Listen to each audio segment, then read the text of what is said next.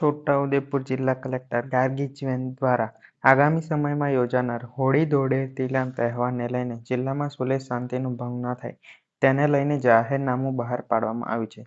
જિલ્લામાં આગામી સમયમાં યોજાનાર હોળી ધૂળેટીના ઉત્સવ અને મેળાઓ દરમિયાન લોકો લાલ, સફેદ, અબીલ ગુલાલ જેવા પાવડર ઉડાડતા હોય છે. જેમાં સફેદ પાવડર કે જે આંખોને નુકસાનકારક હોય, સફેદ પાવડર કેમિકલયુક્ત નુકસાનકારક રંગો તેમજ માનવ શરીરને નુકસાનકારક અન્ય ઝેરી તત્વો, રંગો, કેમિકલ કે અન્ય વસ્તુઓ ખરીદવા, સંગ્રહ કરવા, વેચાણ કરવા તેમજ ઉપયોગ કરવા પર પ્રતિબંધ મૂકવામાં આવ્યો છે.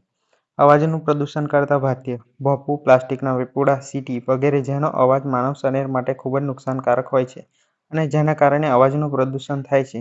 જેથી આવા પ્રકારના વાદ્ય ખરીદવા, સંગ્રહ કરવા, વેચાણ કરવા તેમજ ઉપયોગ કરવા પર પ્રતિબંધ મૂકવામાં આવ્યો છે. આ જાહેરનામાનો ભંગ કરનાર અથવા ઉલ્લંઘન કરનારને ગુજરાત પોલીસ અધિનિયમ 1951ની કલમ 135 તથા ભારતીય ન્યાય સંહિતા 2023ની કલમ 223 મુજબ શિક્ષાને પાત્ર થશે તેવું જાહેરનામામાં જણાવાયું છે.